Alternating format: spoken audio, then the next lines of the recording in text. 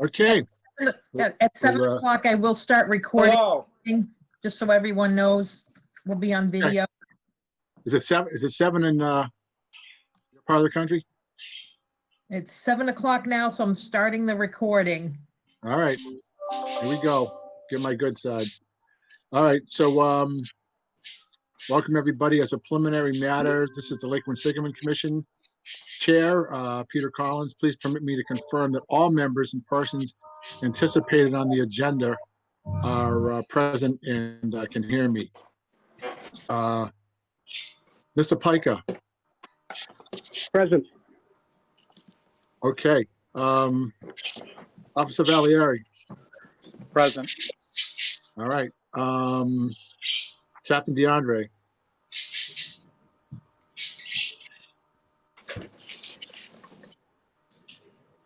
All right. Mr. Polito. Here. Mr. Nickerson. She's not coming tonight. Oh, okay. Ms. Amory. Here. Ms. Labossiere. Here. And Mr. Nelson. Here. Last but not least. All right. Perfect. So good evening. This open meeting of the Board of the Lake Quinsigamond Commission is being conducted remotely, consistent with Governor Baker's executive order of March 12th, 2020, due to the current state of emergency in the Commonwealth due to the outbreak of Corona-19 virus. The order allows public bodies to meet entirely remote so long as reasonable public access is afforded so that the public can follow along with the deliberations of the meeting. For this meeting, the Lake Quinsigamond Commission is convening by Google Meet, as posted on the town's website, identifying how the public may join. Please be sure to press *6 to mute your device when not speaking, or you can do it on the mute on the computer. This meeting will or may feature public comment. Please wait until I open the item for public comment and press *6 to unmute your device. We're not having any hearings today or anything like that, but you know, I usually let it be known. Also, before I forget, I just want to touch and see if Jacqueline, you're on the Ms. Burmeister, you're on the that's right. See you. Present. Beautiful. And someone from the watershed. I'm not sure who's representing us tonight. Is Barbara Kickham on? Mike Liberty? Anyone?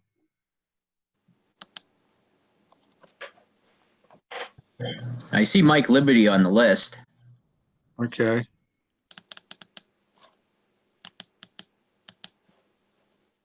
So maybe they'll join in a later time. I would ask if anyone is going to speak for the watershed, just to let me know, please. And also, Mr. Diggins. Yeah, I'm here. Excellent. Thank you very much. So I guess we can move on to our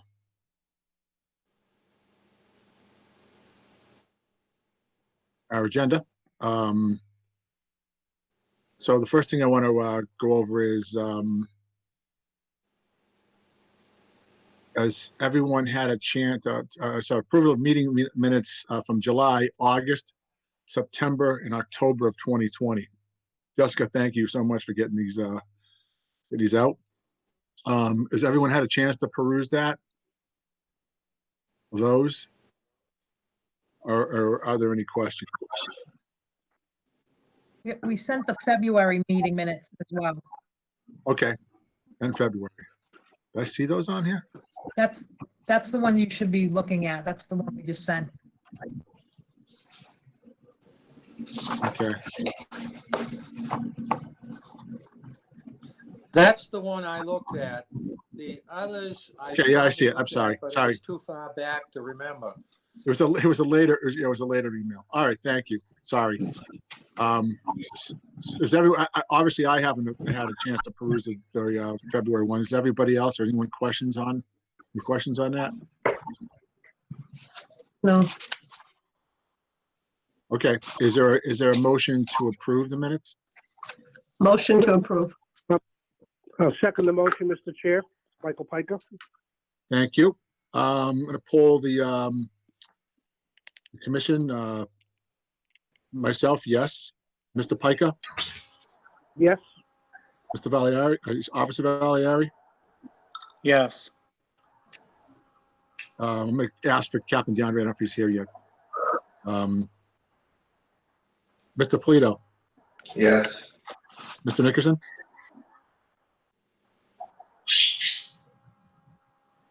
Oh, he's not here, sorry. Yeah, Ms. Amory, Yes.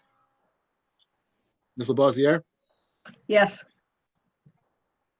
Mr. Nelson. Yes. All right, perfect, thank you. So voted. And on to the next item here. Review and approval of bills and expenses. What do we have going for us there? I have that, Mr. Chair. Sean Valier, Shrewsbury PD. We have ESS bills paid, $1,770 in Newton Pond permitting. Okay. A Mass Core bill that was paid in the amount of $186 for dock plate stickers. The quantity was 600, and that was approved at the February meeting. And pending right now, we have $800 for the Town of Boylston Conservation Commission for peer review. That's all I have, Mr. Chair. Okay. Are there any questions regarding the bills and expenses? Motion to approve. Are we going to discuss the peer review Boylston $800 charge tonight, Mr. Chair? Well, if you have questions about it, yes. And my simple question would be, what are we paying $800 to Boylston for? A peer review of Newton Pond? Yeah, the Boylston Conservation Commission had asked that we do a peer review. So, because they didn't understand some of the aspects of the permit that we were asking for and the technical aspects of it. It's not, it's not unusual that someone would ask for that. On the Shrewsbury side, Brad Stone, who's Boylston doesn't have a conservation issue. That's a conservation agent. So that's kind of an issue for them because they don't have someone like Brad that's knowledgeable about these things to kind of help them. And Brad is not only been involved with the Lake Quinsigamond side of things, but they've also done similar types of activities on Jordan Pond and Dean Park, and so they understood what it was all about. So Grafton just wanted a little bit more clarification because they felt like they were kind of out of their wheelhouse with it. So that's what that's about. The challenge has been, which is unfortunate, that there's been communication breakdown, and trying to get because we just can't write a check to anyone without an invoice, so that's been kind of a back and forth, and some other technical issues. So we're working through that. I think we have a solution now, and we're going to move forward and try to get this thing set up so we can treat in a timely fashion the first treatment. Does that answer your question? Yes, Mr. Chair. Okay, so do I have a second?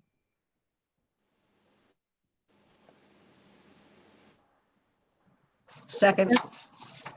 Okay, so I'm going to go through the roll call. I vote yes. Mr. Pica, Yes, Mr. Chair.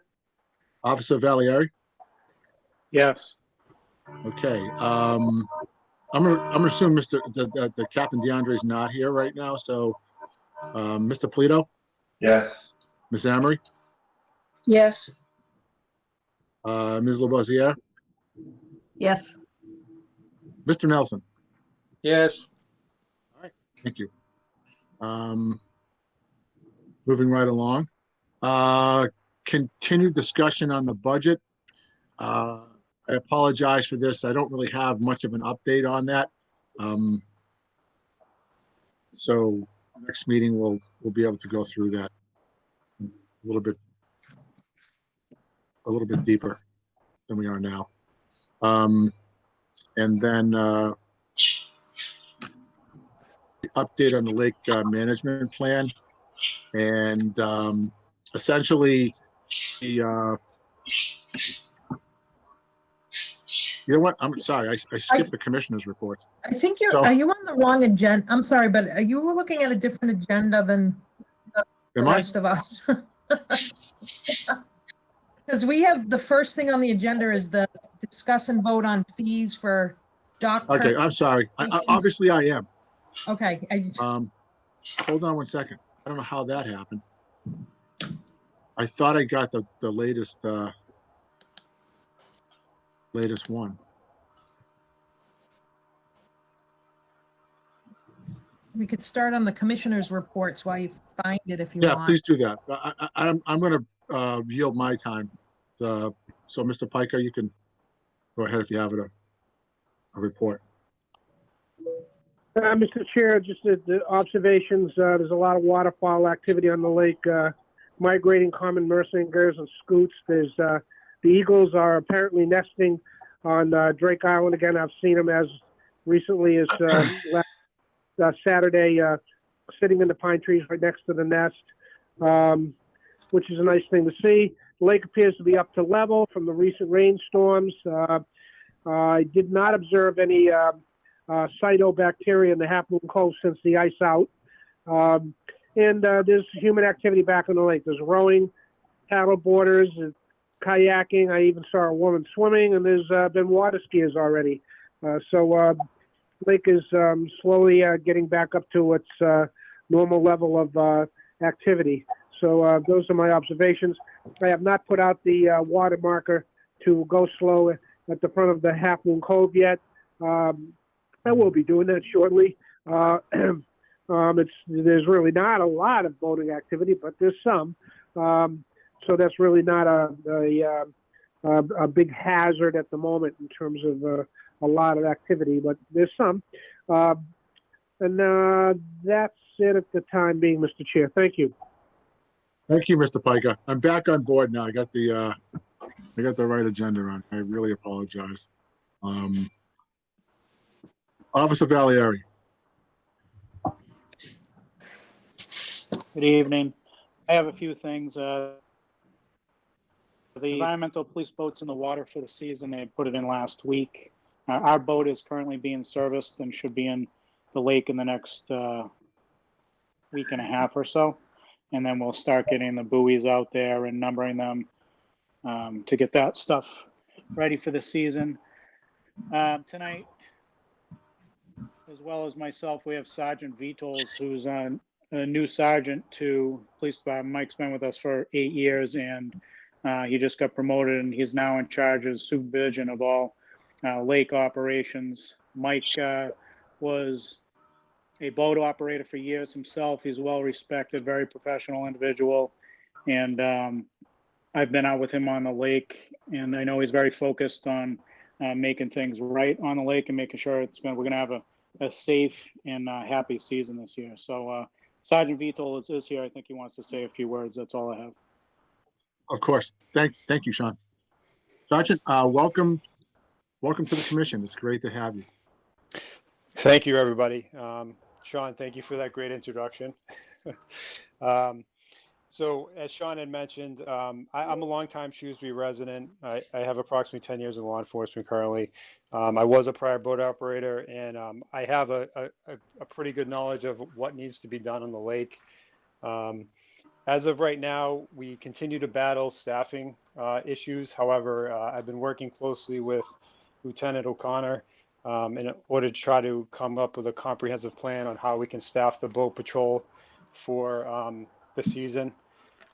Just not to bore you with the details, but the basics of it is we plan to staff the boat at least 7 days a week from 3 p.m. to 11 p.m. with priorities being Friday, Saturday, and Sunday during the busiest times.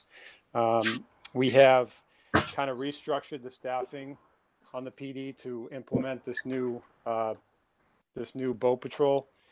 We think we have a pretty good handle on it right now. We're still trying to hash out the logistical details on how we're going to manage everything, but I think we should be in pretty good shape moving forward. We're in a much better position than we have been in previous years. And I've been working closely with John to try to get his recommendations on what we may need to do.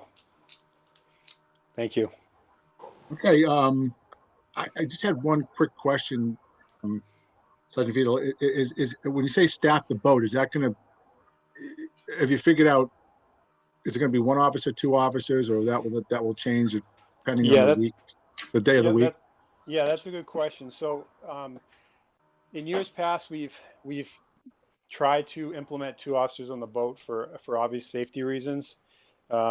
We think that this year, due to the exponentially growing incidents on the lake, we always have a drowning or two each year, and other pretty significant incidents that happen. So our goal is from an officer safety standpoint, and to also be able to combat all the activity on the lake. We're going to try to have two people at the very least on the boat at all times. Priorities obviously being on the weekends where it's a little bit busier. Our goal, however, is to staff at two people from 3 p.m. to 11 p.m., 7 days a week. And we think we have a pretty good idea of how we're going to do that. I've been working closely with the chief and talking about the overtime budget. But I believe we have that situated. Oh, that is excellent. Any questions or comments from the commissioners? Mr. Chairman, can you hear me now? Yes. This is Captain DeAndre. I'm sorry, I've been on from the Hey, beginning. Captain DeAndre, go ahead. Thank you. Yeah. But I've been on since the beginning, so I've heard everything. Well, I was kind of hoping you didn't hear my first 5 or 10 minutes of the meeting. Yep, I was on the wrong page. 7, so. Okay, thank you. It's good to hear you. All right. Perfect. So, Captain DeAndre, do you have a report you'd like to share? Or? No, I don't have a report, Mr. Chairman. Okay, thank you. Mr. Polito. No report. Thank you. Ms. Amory? No report?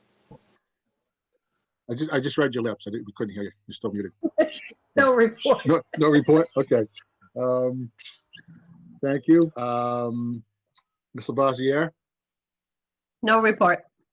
Okay, thank you. And Mr. Nelson, what say you? I have a couple of things to report.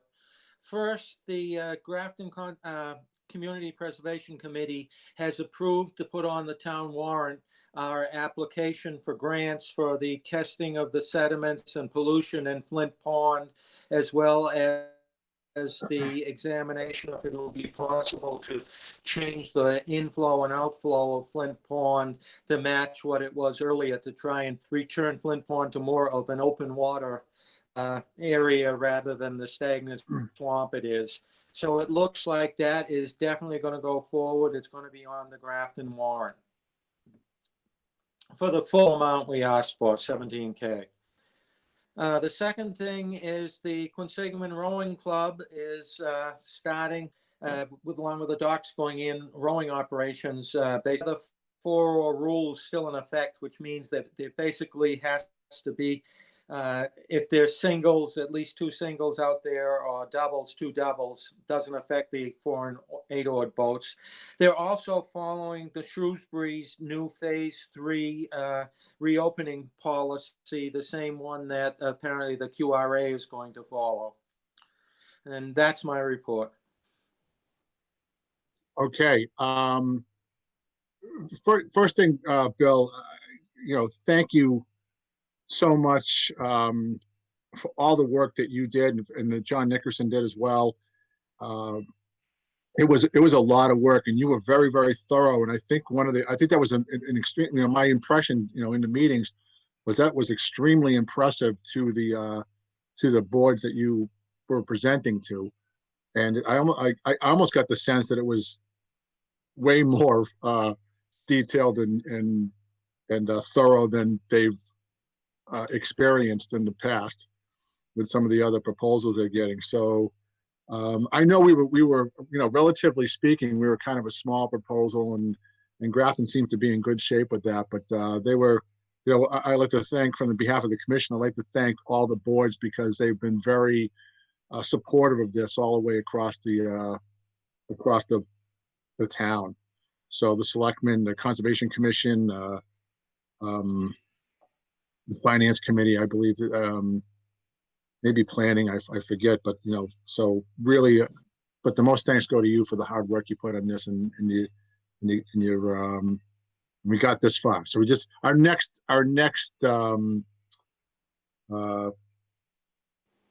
turning point, I guess, will be to get us by the selectmen, right? We have to wait for their vote. So it's all good. So thanks again for that.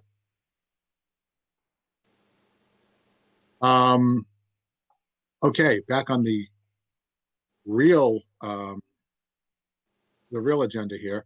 Number one is discuss and vote on fees for 2021 dock permits and application. For the past few years, every year we've kind of edged up the dock fees by $5, I think, is what we've been doing. It seems we have a discussion every year about, should we do a percentage or should we do the $5? And I think we've basically determined that, the $5 mark is just a kind of an easy thing to do. I just want to remind the board, as you're considering voting on this, a couple of things. And the main thing is, when we went to the community, especially Shrewsbury, and we asked them, hey, we'd like to get funded by the town, and they went back and they kind of looked at what we were charging for docks and what we were bringing in. That was the first question they had asked, is, well, how much are you getting for docks? And I think at the time I came back and said it was like $11,000 or $12,000 a year. And they looked at the dock fee, which I believe at that point was like $20 or something. It was fairly minimal. This was 5 years ago. And they balked at it, and they said, that's got to come up. We want to see some kind of equal participation from the residents, notwithstanding, of course, it's the residents' tax money that we're spending on the town warrant too. But that's across the entire town. And to my knowledge, we're the only group of our make that has a warrant, has a budgetary item on the warrant every year. So and that we get money like we do. It's not really a town, entity. So we should be grateful for that. And so that's kind of where we're headed with this. So I'll let Angela kind of go through where we are now and what we're planning to do. The second part of that, and Angela can just, if you don't mind, just give us a brief update of where we are with fees. I guess that's a separate issue. Never mind. Okay. I'm thinking of the boat ramp thing, and I guess that doesn't really germane to this, so we can talk about that a little later. So the dock fee is currently $35. Last year it was $30. So if it goes up $5, it would be $40. The commercial docks are $95. So that would go to $100. Your plate fee, that's $45. I'm not sure you need to go up on that. Your new application is $35. That would go to $40. Those are the four different fees. Okay, and just to be clear for everyone following along at home, the new application fee is in addition to the dock permit fee that first year. Yes? Yeah, that's if you're applying. Right. put in a new dock. That's just the application fee. You still have, you know, if you are approved, you would still pay the $40 dock fee as well. Correct. Okay, And good. the plate fee could be if you're getting a new dock, or if your plate is old and you can't read it anymore. Right. Want to encourage people. Or you to get a new lost it one. or whatever happened. Right. Okay, and I mean, for me, just to throw my 2 cents worth, and I'm comfortable not raising the actual plate fee if it's not costing us. I mean, that's a direct cost to us, and we can, you know, if it goes up, of course, I would want to recoup that. That covers the cost of the plate and the mailing. We ordered some last year. Yeah. Is that enough for this year as well? Okay. Do you have a I don't need to put you on the spot, but do you have how many dock permits are we doing every year? Do we have a figure for that, or is there a way to get that? Maybe if you don't, we can figure it out. I'd have to check with the police department that's handling that. I don't have that off the top of my head. Mr. Okay. Mr. Chair, Maybe Cindy, Sean does. Cindy can give you all that information. If you just send her an email, Angela, she can provide that. All right. Great. I'd like to keep a handle on that. Okay. So is there any, I guess from the board, what are your thoughts? Mr. Chair, I have a question. Sure. The Nelson. Mass DEP Chapter 91 issue, do we have any more information on that? Are they going to be getting a double fee for the dock fee from the Mass DEP as well this year? Okay, we're jumping ahead a little bit, but yeah, good question. And if we decide to take that route, my thought would be that we would basically incorporate and morph all the fees into one fee. And when we may split that off afterwards and say, okay, this much is going. If we do make that route, the money all goes to the Lake Commission. So no money's going back to the state. So we don't have to account for like saying, okay, well, we're getting $40 here, and then we send the state a check for $40 for each permit that they issue. We get all that money. So for the residential docks and the residential structures or residential a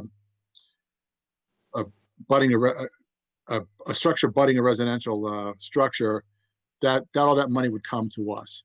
The state is going to want to come in and also license commercial docks. So the docks at Maduka's, the Marine Corps, they're going to consider commercial. I'm not sure what they're thinking about with the condos yet. I believe in their definition that is a commercial dock. So those would be going to the state. So that would be a 2-fee thing because it's still going to pay fees on Lake Quinsigamond. So, as it stands right now, the Lake Quinsigamond has authority separate from Chapter 91 to permit docks, and we can do that and charge a fee by statute. How that works moving forward, if we decide not to go with Chapter 91, I am not sure what the DEP might do. They may move to say, well, we don't want to confuse everybody, so we're going to move to basically we'll handle the dock permitting and pull that out of your charter or whatever, however they determine to do that. That they'll do that with kicking and screaming from the Lake Commission, but I'm not sure what they're planning on doing. So we're working those issues out, and I spoke with the folks at Southwick at Lake Congamon. Lake Congamon is one of two people in this two lakes in the state that have or participate in the local permitting program. And in my conversations with the conservation agent there, because that's how it all kind of came about in Southwick. Southwick is also part of the pond, they have a two community thing up there too. Part of the pond though is it's even crazier than us. Not just are they in a different town, they're in a different state. So part of it's in Connecticut. And Connecticut actually has gone on board with the local permitting process. So they're in full support of that for Southwick. Southwick said, it was challenging getting into it, but it has paid off, and the money's been really helpful to them. It's helped them pay for patrols. It's helped them pay for the LPP program itself, and they really had nothing but good things to say about it. So I guess it wasn't that hard of a implementation. They're in the same situation as us, where some of their dock requirements locally from Quinsigamond and Southwick are actually more stringent than what the Chapter 91 regs are. So they have the same things as we do. That said, we still kind of worked that out, and I felt that last time when we spoke about the whole process, that I really didn't give everyone in the commission a fair presentation of what this would entail. So when we get everything in, the plan is now that we'll go back and we'll do the pros and cons of it. We'll do what projected budget would be. That's just one of the reasons I want to know how many docks we have out there that get permitted, and so what that kind of revenue will look like for the Lake Commission. At that point, we'll figure out what we're going to charge. There's also some other housekeeping things there of what we do with existing structures that may or may not conform to Chapter 91 regs. So we have to figure that out.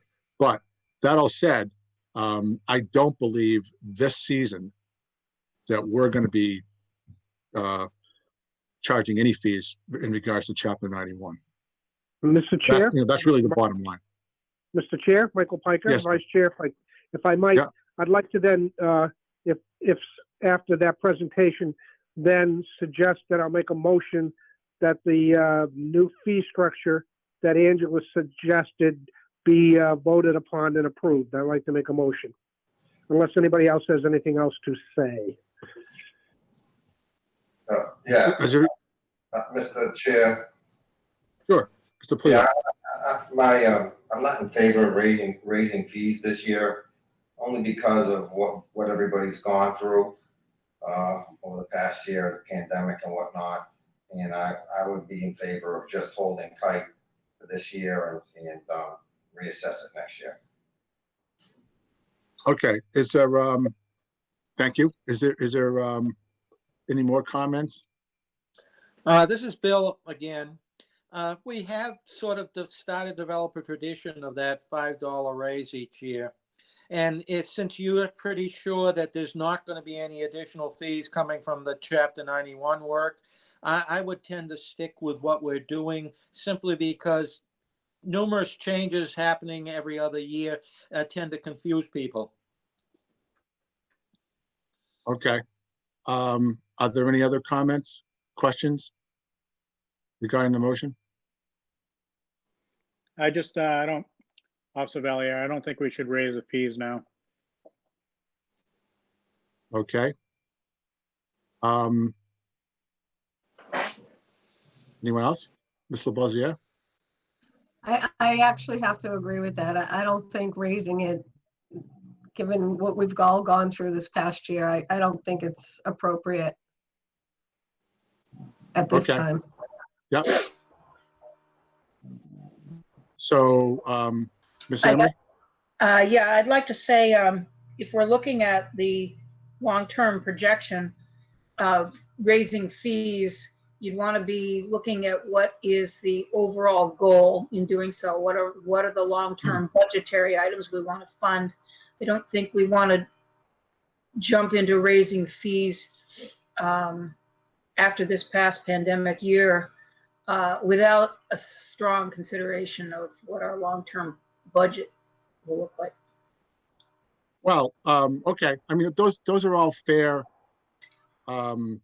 issues, I guess. I'm going to kind of go back to, I don't know where we're going to be on the town warrant this year, or if we're going to get funding at all.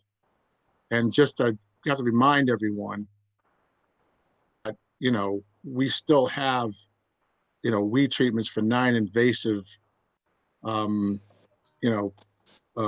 species that we have to deal with. We're doing a pilot program that's going to incur additional fees in Half Moon Cove, where we have to go in there and see if we can treat as a test with a new chemical that's been approved by the state that supposedly does not affect the Potamogeton family of plants, which is what Vasii is, which is what our endangered species is. So that's going to be kind of an additional charge. We have to go back and do another treatment at the on the Flint Pond side of it. And, so we keep incurring. Also, we'd like to, which we'll discuss later on, is to continue our bacteria monitoring. So our expenses aren't going down. I mean, no one's really kind of giving us a break because of the pandemic. I'm not a big fan of raising fees in general on this, but, the town is looking at us and they want us to act responsibly. So, and by bringing up our contribution to the to it, I mean, they would really like to see us putting in $20,000 a year like they are. Originally, I'd actually asked for $30,000 a year. So, those things are all going to continue to our expenses will continue to incur. I'm not sure what we have in the bank account right now and if that covers the things we want to do this year, but those are the reasons that we keep doing this. This is just a path to get us to where we're going. So this is Bill again. I have to agree with Peter, and the reason I'm agreeing is because after the last 5 to 6 months dealing with the town of Grafton, talking to all of the different committees, particularly the Community Preservation Committee, the number one question that was asked was, how much are we contributing? Are we contributing our fair share? What are we doing? Are we keeping up with the weed treatments, et cetera, et cetera?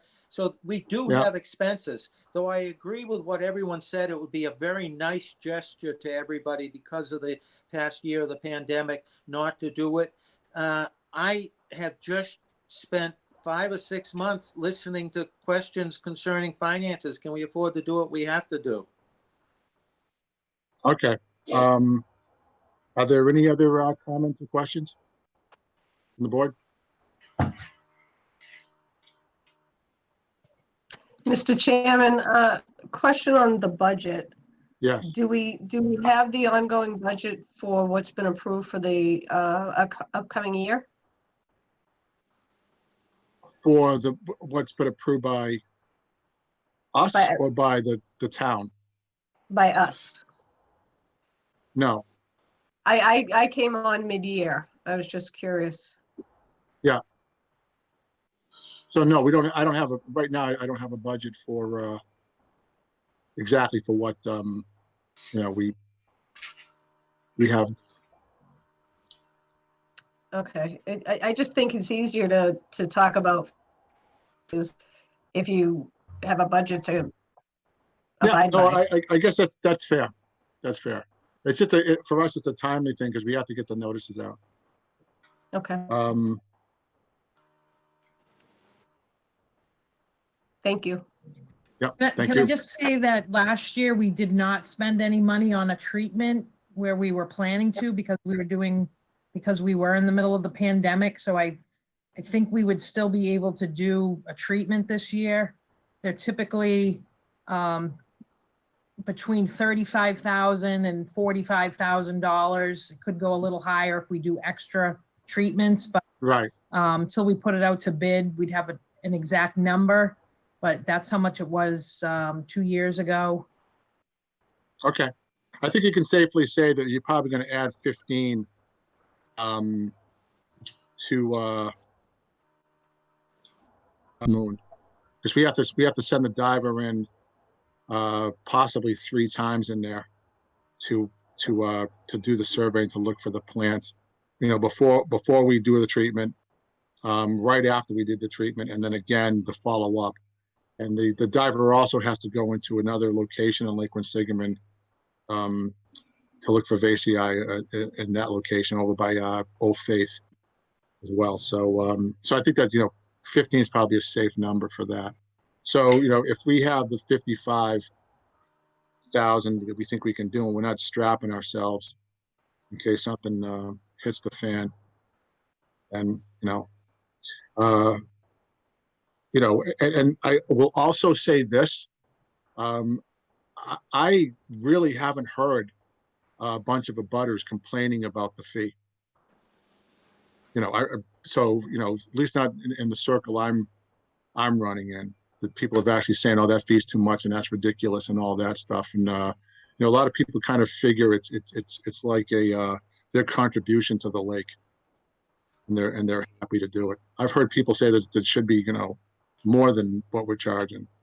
So and I think they also feel that if they can get the lake can be safer and the lake can be cleaner, and kind of going through all the things we're going to do, they don't seem to mind it. So that's just something I don't see a lot of pushback from. And I may be, all of you who live on the lake and talk to your neighbors.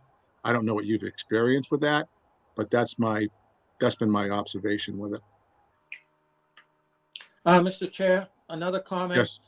Going Yes, back Mr. over my notes while you were talking, if I'm recalling correctly, I think it was 3 years ago when we first brought up the issue of the fees, and the proposal was to double them because we had a shortage of funds. And I think I was the strongest person against doubling the fees, saying that would cause all objections from the dock owners, as well as the police had a large number of people who weren't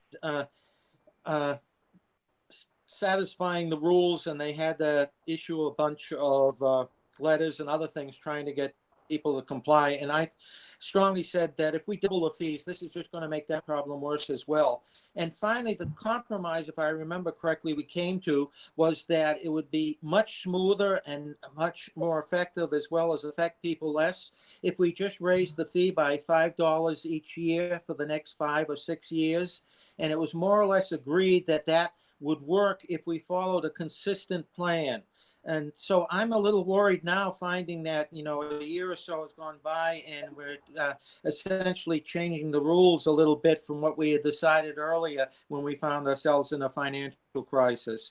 And so I just want to remind people that, there was some thought going into this earlier, and we hoped that we would be able to maintain some consistency. Okay. Thank you, Mr. Nelson.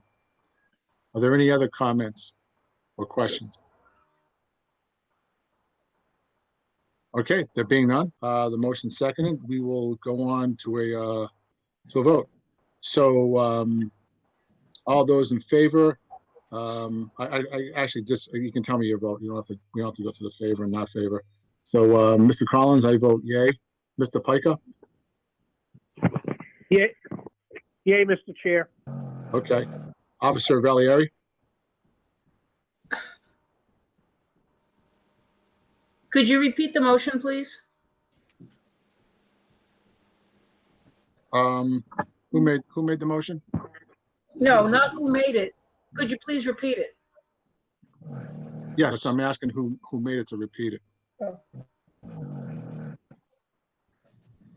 I think it was Mr. Pica. The motion is to raise the motion is to raise the dock fee by $5. So $40 for the dock fee, to up $5 to $40 for the new permit fee, and for $100 for a commercial.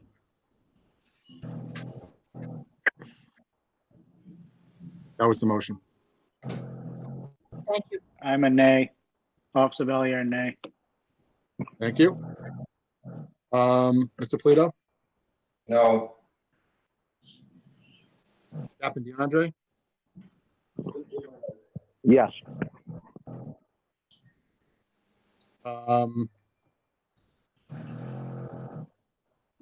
Miss Amory? No. Ms. Sabasier? I'm actually going to change to a yay. If it was decided previously that it should go for the next 5 years, Okay, and Mr. Nelson? Yay. Okay, thank you. The yeas have it. All right.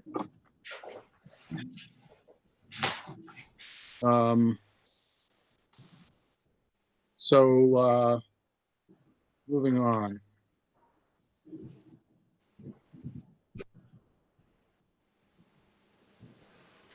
Okay, discuss dock permitting on City of Worcester property along North Lake Ave.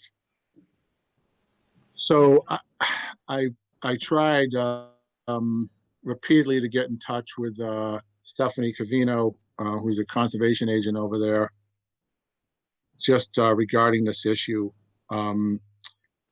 So just to kind of give everyone an update, that there's been docks along North Lake Ave for a long time. You know, some people have on their deeds a pass repass right of way to access the lake. Mostly that's you know, Belcourt and Natural History Drive and that area back there, and the people on the other side of Lake Ave as well. That's the kind of the same area. At one point in history, that was called Natural History Park up there, and you know, they when they broke off those lots, I guess they put everyone has a right of way.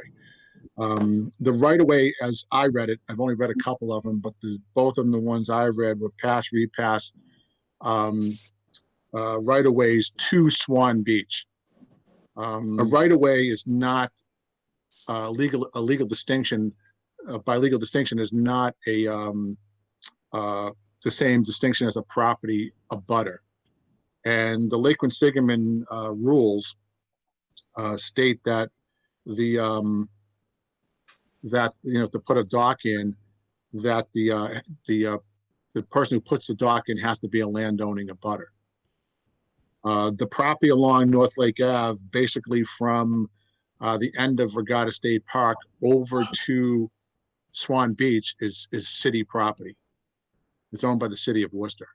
So technically speaking, the city of Worcester is the property owner, and none of the docks on there right now are on there, you know, are owned by the city of Worcester. Personally, if the city of Worcester wants to put docks out there and allow people to do that, I don't really have a problem with that. But I would like to clear that up, because it's in conflict. And the problem with being in conflict like it is that, you know, there are many right-of-ways on Lake Quinsigamond. So basically, we're opening up to everybody to put it where they want. That's one thing. Second thing is, these aren't on the right-of-way. These are on city property. So they're not even on the right-of-way, or where the right-of-way was defined, at least with the ones I saw, which was Swan Beach. These are all along North Lake Ave. So what I don't want to happen is people say, well, you know, you let those guys do it, and folks are just putting docks wherever they kind of feel like doing it. Understood. I understand that the city literally went down, and they would cut the guardrail and open it up so people had access to the water along North Lake Ave. They did it numerous times, and if you drive in that section, you'll see that. You'll go by there, and it's all, you know, it's all pro. It's all, you know, the guardrails opened up. They're curled back like you would do, and people have not only built docks off that property. They've improved the property by putting stairs in and whatnot. I know Stephanie has enforcement orders out against a couple of residents who improved their stairs and poured sonotubes on there without a permit. And anything on the bank is not our purview, so we don't have to worry about it. But in one instance down there, they put basically a pier with sonotubes into the lake. They poured concrete into the lake, and they poured the sonotubes on there, and they built this big structure sticking out. onto the lake. Now, there was an existing dock there, and when I spoke with the owner, with the dock owner at the time, they told me they wanted to improve their dock, and basically said, you got to apply through the commission, and but I don't see a problem if you're not changing the footprint and all that.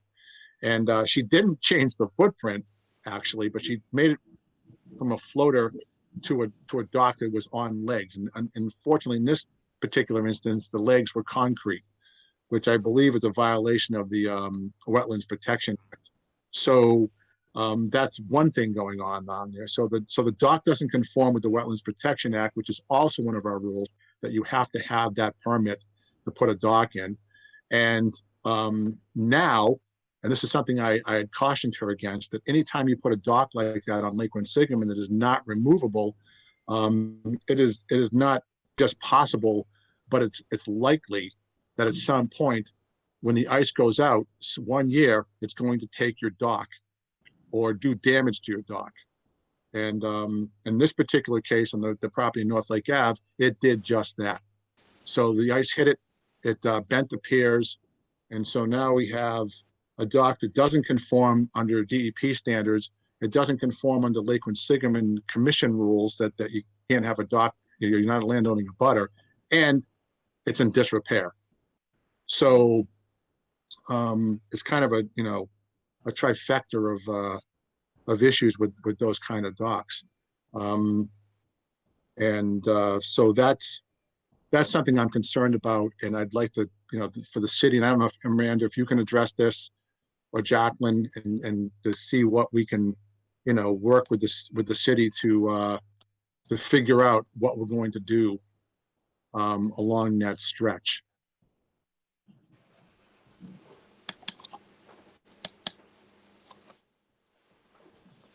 Any comments? Did we lose Amanda? No, I was just muted. Okay. I will try to also check back in with Stephanie and see, Okay. what she's got going there. And I think that she has been talking about, addressing it through the legal department. So I'll try to follow up with that. I know in our last conversation, that was kind of the route she was taking. I just wanted to get an update and to find out if there's any, any process you want to do. We the commission itself has moved to have docks on a right-of-way removed. We've done it. I think we can do it. I think we have legal standing to have a dock removed that does not comply. So those are that's another avenue we can take. And okay. I don't know. Is there any comments or questions on this from any of the commission?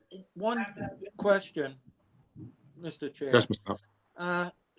When and if we get back to having regattas on the lake, I recall the past several years that the one thing that the referees were really concerned about was along that west shore on North Lake Ave.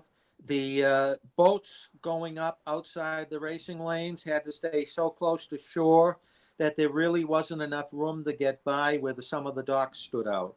And so I'm just wondering if these are the exact same docks that they were worried about that we're talking about now.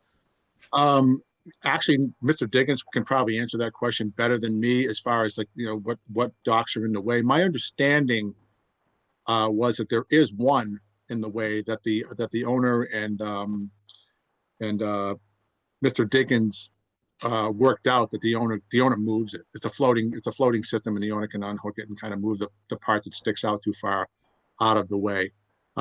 Patrick, what do you? Are there other docks over there that are also substantially in the way?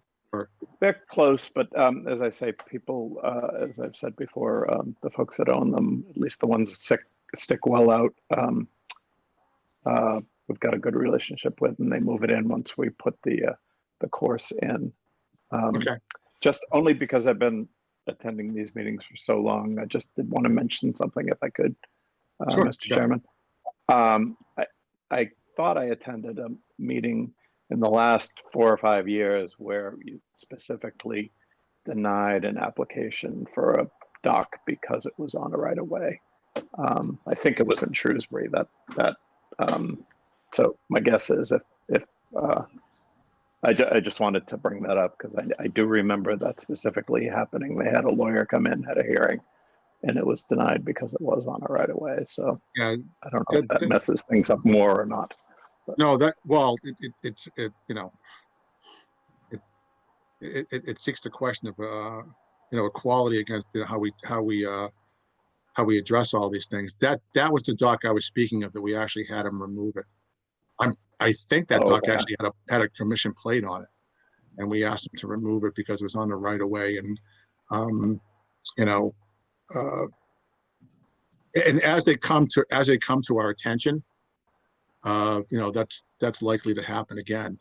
But I just want to, if we have the rules, I guess we need to enforce them. And I'm not one to take people's pleasure away and all that. But I just want to make sure that we're not setting ourselves up for a legal challenge that somebody comes in and says, well, you're doing this arbitrarily. And that's going to be a problem if we have to defend our authority to regulate them. So if the courts come back and say you just do this who you feel like doing it to, and you don't do it to everybody. So that's something you have to kind of consider. Any other questions or comments? Pete, this is Barbara Kicko, Lake Quinsigamond Watershed. I just was wondering if you were also talking about the other docks on the lake that have poured sonnet tubes. This is one thing I was going to bring up during my 5 minutes. It's just what you were saying, that I think that some people have poured concrete footings for docks and then they see someone else do it. And now we've got 3 or 4 of these on the lake. And again, they're going to get torn out by the ice, and then they're going to just be hanging in the water because they won't be able to, they won't be interested in removing this 6-foot cement thing. So if we don't address them, they'll continue to install them. There's at least 3, if I count the one at North Lake Ave. There's the one on the island, one of the islands. I think it's Sargent Island. There's one in near Gauche, the old Gauche Marina in the wetland area there on the other side of Sunset Beach. Maybe even 2 over there. So yeah, that one property has 2 docks that are both one. I didn't see a permit on them, but that particular property, I want to confirm that there is a permit or not a permit. But there's one on Sargent's Island that just went in this week or last weekend, which is right across from my house. And I guess I had the unpleasant duty to go over there and say, hi, I'm your neighbor. Here's your fine. So it's kind of a bad way to get to know somebody. You have to figure that out. But there's also a wooden structure with a pier on it on Twin Island as well that went up last year that we went out with Brad Stone. Brad did enforcement. Brad ran it through, and one of the issues is that DEP is kind of backed up according to what Brad was saying, and that it's been hard for them to get these things accomplished.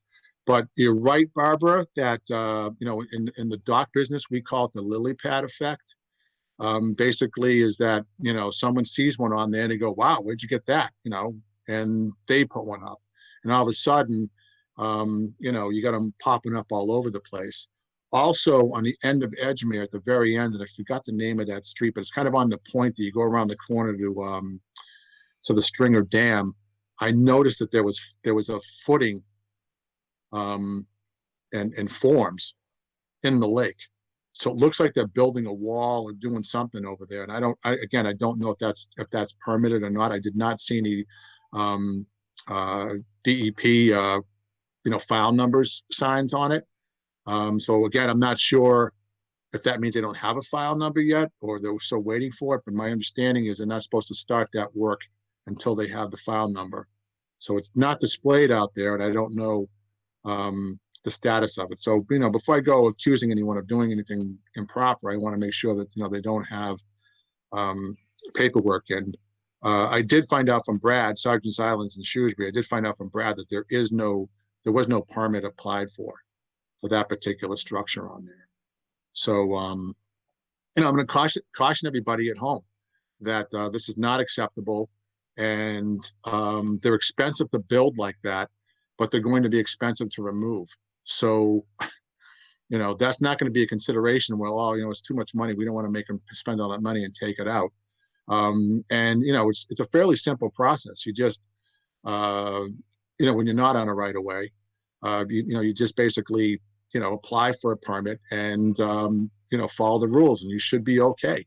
You should be able to put your dock on there. And you should be able to have a, great thing and tie your boat to it and use the lake the way you like.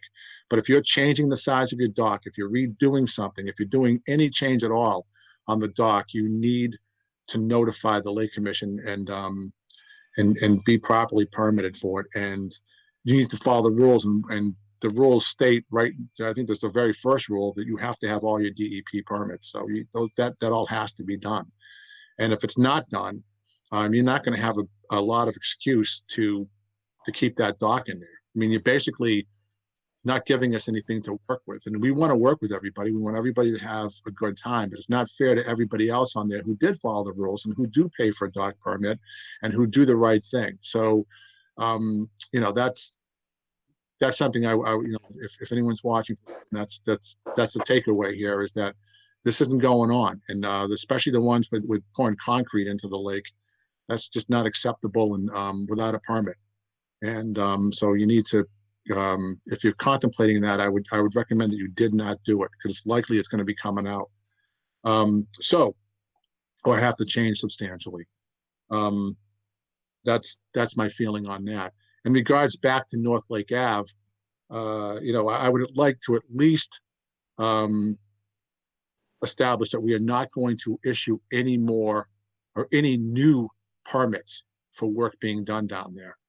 And that would also mean substantial changes to a dock that exists, unless it's kind of a, unless it's a dangerous, it's just become hazardous. My preference would be if it's hazardous, then they should just take it out. So I guess that's my recommendation. Does anyone have any comments on that?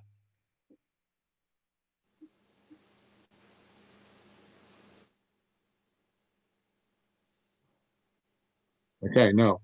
Oh.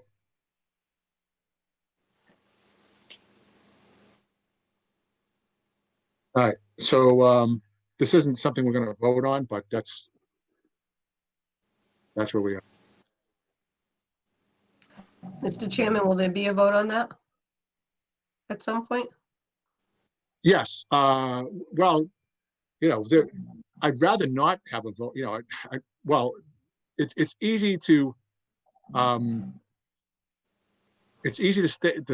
to not grant any more or any new dock permits on North Lake Ave, because unless the city applies. If the city applies for a dock, then they're landowning a butter. So if they want to put a dock down there, I guess they have, we'd have to look at it like that, and I don't have a problem with it. Yeah. I can check with the city too. If the person across the street or somebody else that's working off a right of way, this is a simple thing of following our own rules. Right. The rules are already in place. I don't think we have to have a vote for it, because we're not supposed to be doing it anyway, because it violates the rules. So, I don't. There's not really a issue of voting or not. Yeah. Okay. I'll get some. Does that make see if sense? I can get some more information too. All right. I appreciate it. All right.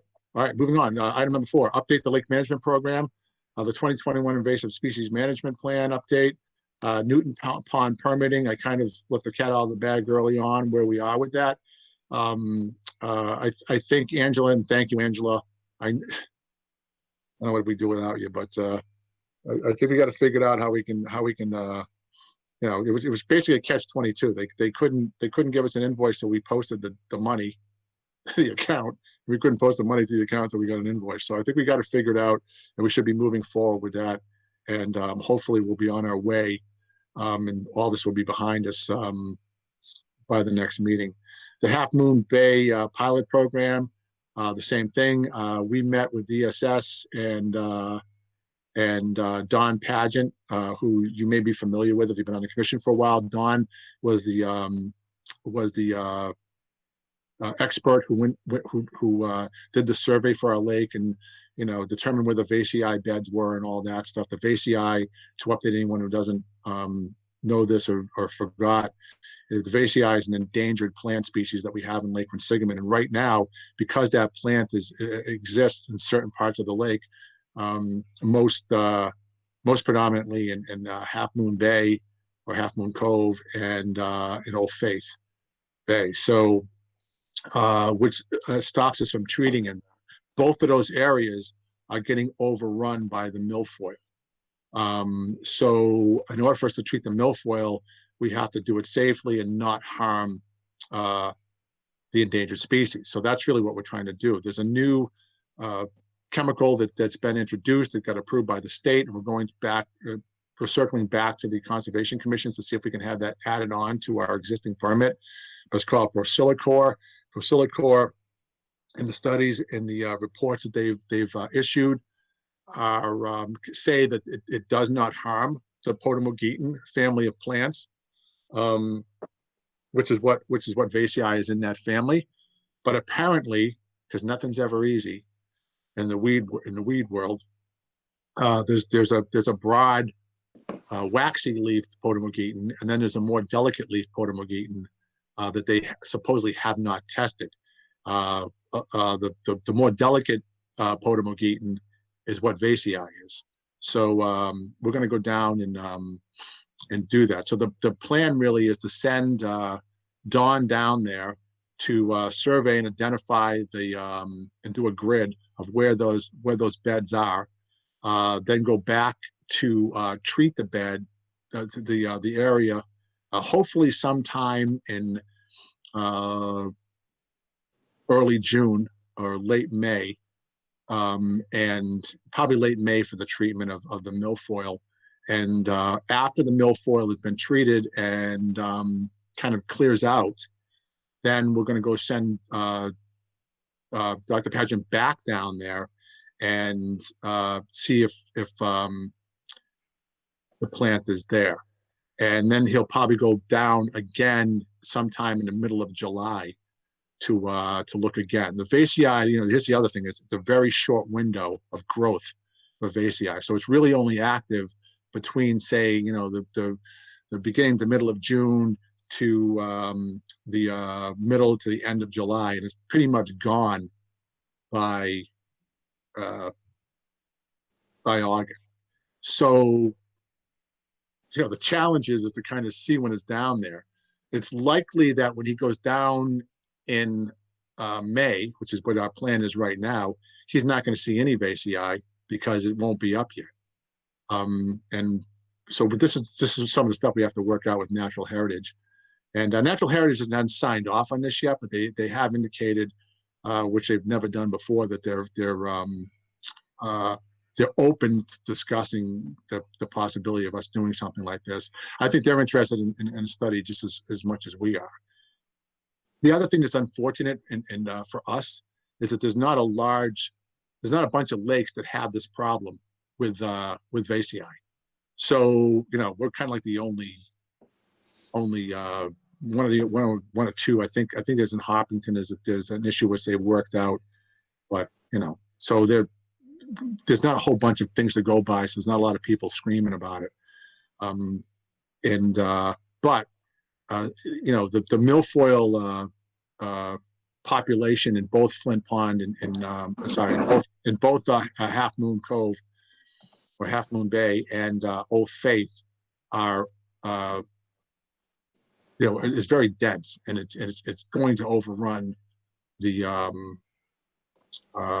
pond.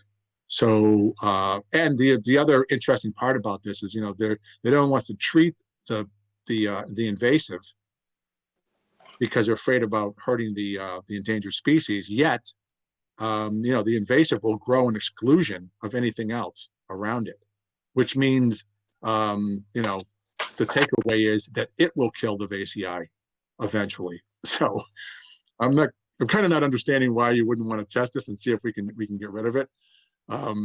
But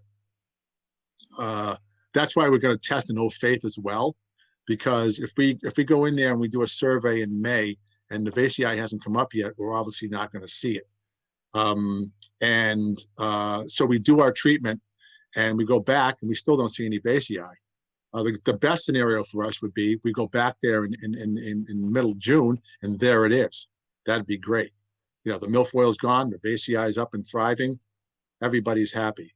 But if it's not there, we don't know if it's not there because it wasn't there in the first place, or that our treatment, affected it. So we're going to go back in July just to make sure that, if we missed it in June, that we can see it again. But the reason we want to do a treatment in Old Faith is to confirm that there is in fact vasei over there. So if we do this pilot again next year, that we can treat an Old Faith with more confidence that the plant is actually there if we find it. So, and you're probably asking yourself, well, if they don't find it, that means it's not there and it shouldn't be a problem. Yeah, okay, but that's not the way Natural Heritage looks at it. We brought that up. They basically, came back to us and said, you got to prove it's not there. So, we're kind of in that circular dimension right now. Anyway, so that's that. Is there any questions or comments about that?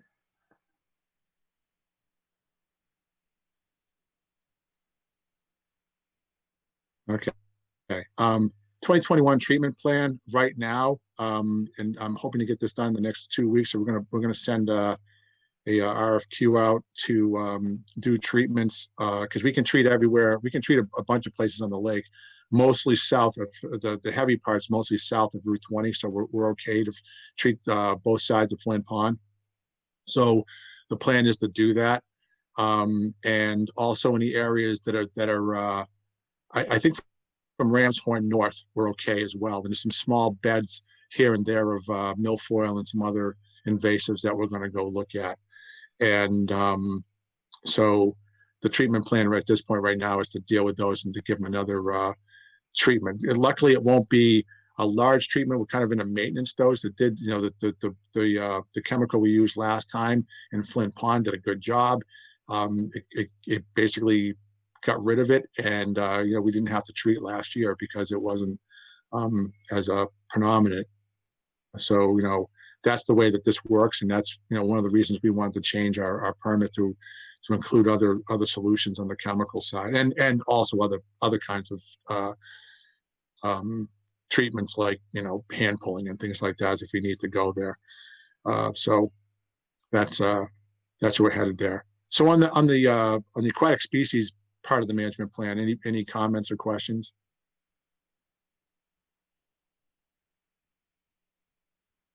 All right, good. There being none, we'll move on to B, which is the safety plan update.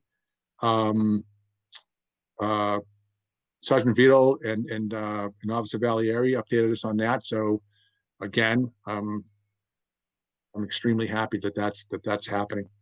So thank you again. If there's no questions on that, I'll move on to the next item. All right, Jacqueline, are you ready to go? Yeah, I did have a quick question about the invasive management plan. I was just wondering what chemicals would be applied this year. My understanding at this point is going to be sonar. Sonar. I don't know what the actual, I think that's the brand name, Jacqueline, so I'm not sure what the, you're talking about Flint Pond. Okay. How about up Right. in the upper portion? Sonar is the one that needs to be applied several times. No, well, sonar, you kind of, I think the way that they have it listed is that you literally have to, you apply it the first year. We did more of a systemic treatment, but the years after that, I think if I'm talking about the right one, after that, you can't go with a full dose again. Like you have to cut it down. And so that's what will be happening. But we won't be using diquat just because it's not effective on the fan wart. And we won't, I don't want to use I'm gonna get this wrong. Is it 2D? Mm-hmm. 2,4-D. Just 2,4-D. So the 2,4-D, something I've been trying to steer away from because of it's it's the only one that we're using that's listed as being harmful to humans. And when they get in contact with it. So I'm kind of stay away from that as much as possible. But that's I believe that's the plan is to use sonar. Does that answer your question? Oh yeah. So diquat in the upper portion, you think? Possibly. I'm not sure exactly what they have. That's one of the things we're going to try to work out with the RFQ. So we'll I'll be sure to send a copy along to you. Thank you. Okay. I will present my screen.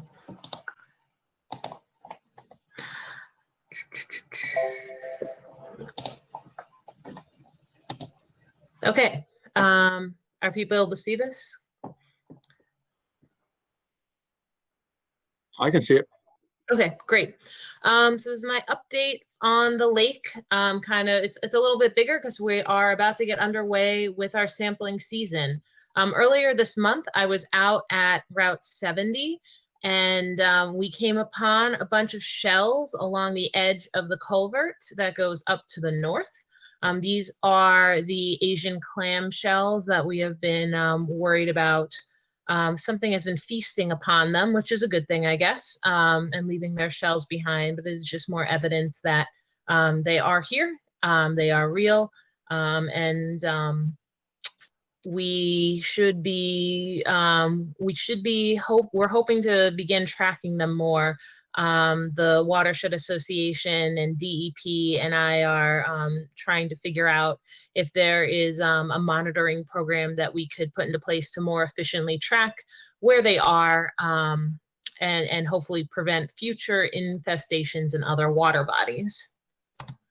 I wanted to comment on the cyanobacteria that had been cited through the ice on Lake Quinsigamond. This was after a very late season bloom in early December, which is the first picture up there where there is no ice on the water. So the water clarity went down to the lowest that I've ever seen it at that time. And it disappeared fairly quickly. This was right after a really heavy rainstorm. So probably a lot of nutrients coming into the lake just as the lake was turning. Really perfect conditions probably for them to bloom. Then we saw some cyanobacteria coming up from under the ice. We were able to identify them with some microscopy here. So we were able to confirm what they were. So this is very interesting stuff. We're going to continue to track it, make sure that, in this situation, there wasn't really any potential threat to humans. It was December, it was cold, no one was using the ice. But, if this continues to be a thing, it increases the risk of potential contact, anglers or animals. Not to mention the entire ecosystem.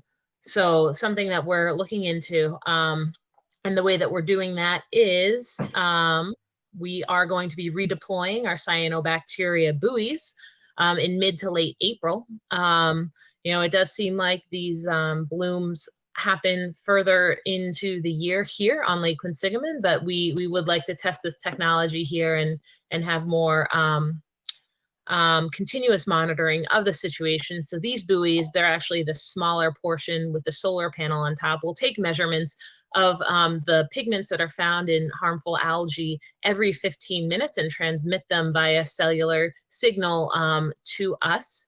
So we will be tracking them in real time, and we have alarms that will go off if they get too high, so that we could, better, let people know if something is going on. So you'll see these out there. There'll be two. There'll be one near DRC as last year, also a little bit below White City, kind of across from the Lake Ave pump station.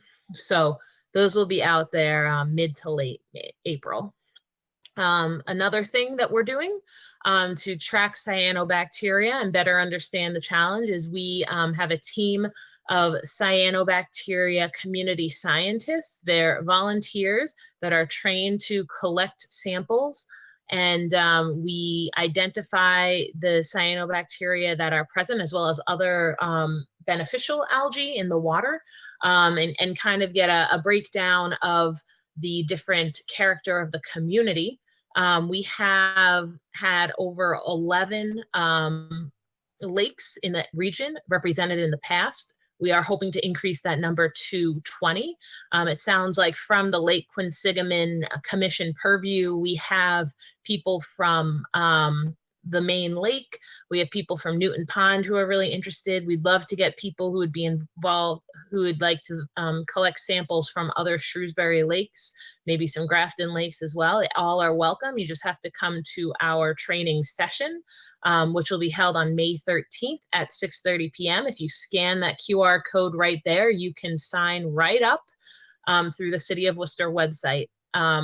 Also this year, we are hoping to expand the program to not just identify if cyanobacteria are present, but also to quantify them. And this is really the big key here, because by quantifying cyanobacteria, we're able to determine if they are present in numbers that are sufficient to cause public health issues. We know that cyanobacteria create toxins if they're in high enough densities. And so being able to determine if they're reaching those thresholds is a really important step for protecting public health and knowing if we do need to close a water body due to this threat. Another thing I wanted to make you aware of is that the Lakes and Ponds program, in collaboration with the other watershed associations in Worcester and on Lake Quinsigamond, have been putting together an angler event series. This is a series of 13 events that revolve around fishing and fisheries and water quality, making those connections between them. And we've gotten off to a really good start. We had a virtual Learn to Ice Fish event, followed by 2 in-person ice fishing events with Mass Wildlife and the Tatnick Brook Watershed Association and the Indian Lake Watershed Association. We learned how to set up ice fishing tilts, ice safety, how to bring in a fish when you catch one, and all sorts of cool tips on ice fishing. I had never been before. It was a lot of fun. We also had a Worcester Fisheries History virtual event, which if you missed it and are interested, you can watch it by scanning the QR code and following the link on that website. Basically, we had an angler survey where people detailed what they caught in various lakes and ponds throughout the region, including Lake Quinsigamond. And then we had a contractor, ESS, actually go through and look at all of DEP's and Mass Wildlife's fish surveys that they had done over the years and try to make sense of those. And it was a really interesting history of fisheries and how they might have been affected by water quality changes in our local water bodies. So you can check that out. You could also check out wooanglerseries.com if you're interested in this and other events. So yeah, definitely sign up. You do need to sign up for the events to attend. This is the next one that's coming up. It's being hosted by Indian Lake Watershed Association. It's on harmful algae, or those cyanobacteria. We are going to have some really great talks from a PhD from Mass Wildlife to talk about how cyanobacteria affect fish populations. And then a woman who studies, she's a doctor who studies cyanotoxins and how they move through the food chain. And so she's got some really interesting results from the research she's done on Cape Cod on how cyanotoxins are able to move through and potentially get to humans. So that's a really interesting, those will be some really interesting presentations on April 27th. Again, you could sign up at Woo Angler Series. And finally, the State of the Lakes is going to be happening on April 20th at 6:00 p.m. It is a virtual event. You will need to sign up to receive the link. You could scan that QR code. It's a different QR code than the ones before, but you could register at Eventbrite or through scanning that. And this is really just our annual summary of our water quality data that we've collected over the year and some of the initiatives that we're presenting. It's going to be a virtual format. It's going to be shorter than it usually is, and hopefully a lot of fun. There'll be a chance to ask questions as well. Finally, just a quick update about this biofiltration unit that is being installed on Lake Ave North. Our contractor is chosen. The permits have all been taken out by Concom. So this will be under construction probably in the next few months. And it's going to divert stormwater from Lake Ave North near Coal Mine Brook, from directly going into Coal Mine Brook and bringing sediment and bacteria with it, to going through this biofiltration unit will be naturally filtered by plants and media to make sure that it doesn't get to the lake. And yeah, that's what I have for you today. Does anyone have any questions?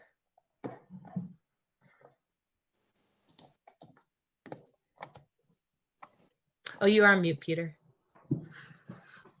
Mute. Probably a lot of people are happy about that. So, yeah, great job, Jacqueline, as always.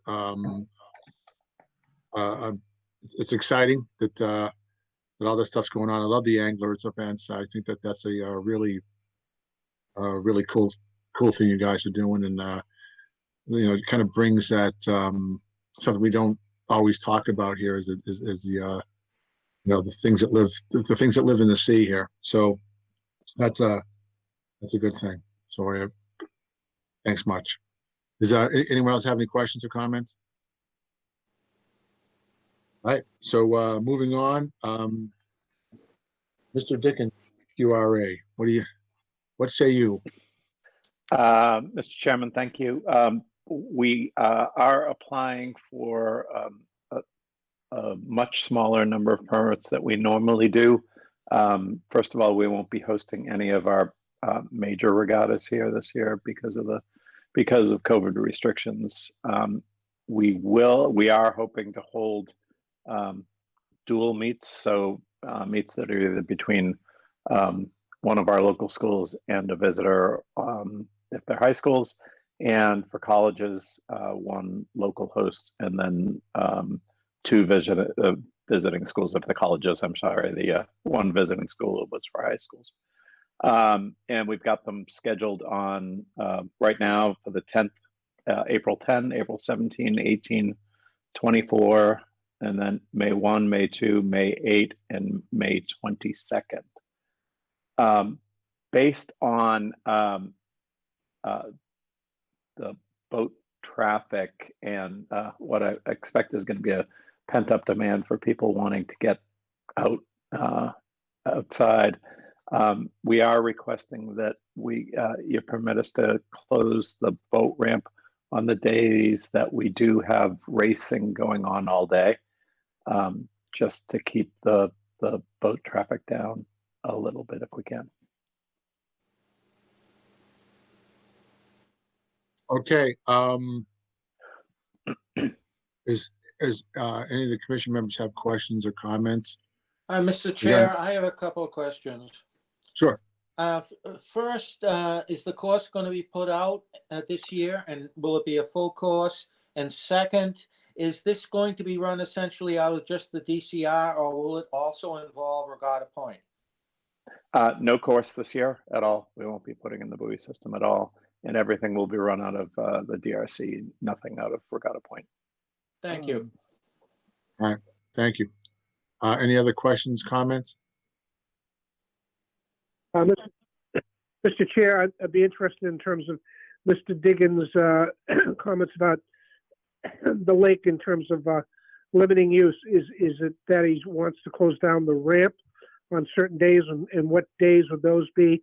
And or would the shoreline on the east Shrewsbury side still be able to be utilized by residential abutters to get below the Route 9 bridge? Thank you, Mr. Chair. Thank you. I believe you've defined the dates, right? Yes. Could you go over those again, please, Patrick? Sure. The closing dates that we're requesting closure are April 17, April 24, May 1, and May 8. Are those all And weekend yes. days? Okay. Yeah, there's no weekday racing at all this year either. Okay. Those are all The reason Saturdays, correct? they're all Saturdays and some. Let's see. Those are all Saturdays. A couple of the dates we have requested permits, but not to close the ramp. We do have Sunday races, a few.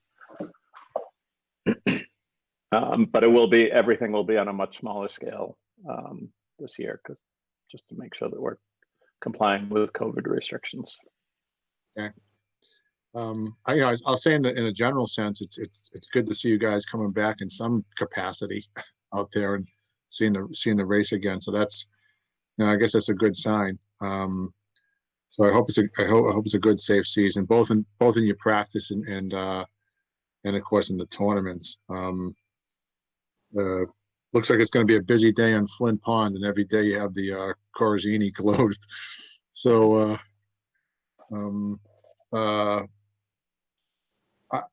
I do. Is there any other questions? And if not, then I'll take a motion to approve this. I'll make a motion to approve it. Is there a second? Second. Okay, so we're going to go down to the roll call. I vote yes. Mr. Pico? Yes. Officer Mr. Chair. Valieri? Oh, sorry. Officer Valieri? Yes. Captain DeAndre? Yes. Mr. Polito? Yeah. Miss Amory? Yes. Miss Labaziere? Yes. Mr. Nelson? Yes. All right, so voted. Have a good season. Let us know Thank you very much. if you need anything else, please. Yeah, it's like anything these days that's subject to change. Things may be canceled just last minute because of COVID issues, but we'll keep All right, you well, I mean, updated. that's right. So if you need to add anything, which is probably unlikely, but tell us as soon as possible. All right. Okay. Thank you. Thank you. Our next update is from the Lake Quinsigamond Watershed Association. And Barbara, you're here, so that's. Hello, Barbara Kickham. So first thing is we are participating in the cleanups on the Shrewsbury side and the Worcester side. April 24th is the Shrewsbury Town cleanup. We every year clean up Oak Island and Gauche Park, and we'll be updating the rain garden at Gauche Park. So I could use another person to help with that if anyone's interested. Oak Island, you can just show up. They're usually there by 9, maybe even 8 o'clock. But if you're interested in helping with the cleanups in Shrewsbury, April 24th, email Sarah T at townisp.com. Or go on our website and email info@lqwa.com. And the Regional Environmental Council does their cleanup in Worcester, April 10th. And that's usually Brownie Beach north to 290. They do clean up that whole area. So go onto their website to see about volunteering or just show up. I've done that in the past. It's right across the lake from me. Just show up. April 10th. They need a lot of people. There's quite a bit to pick up.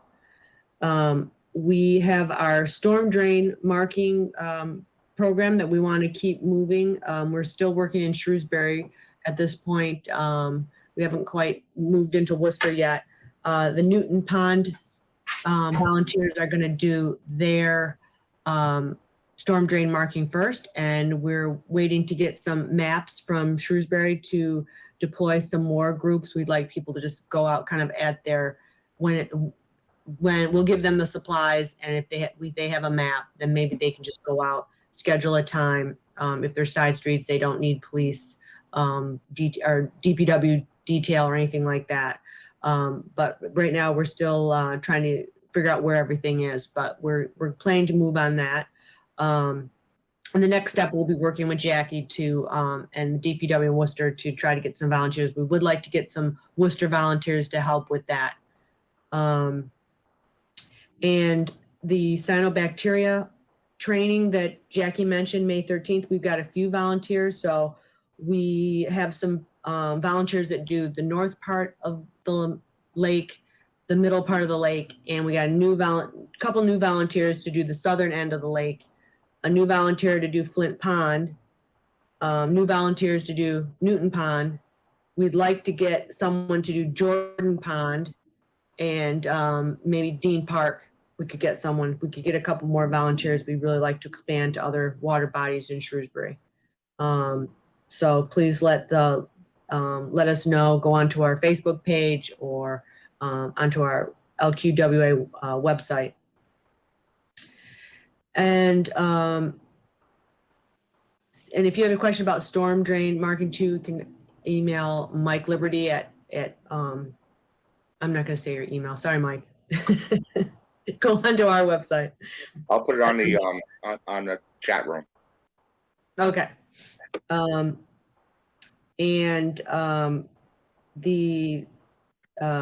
see.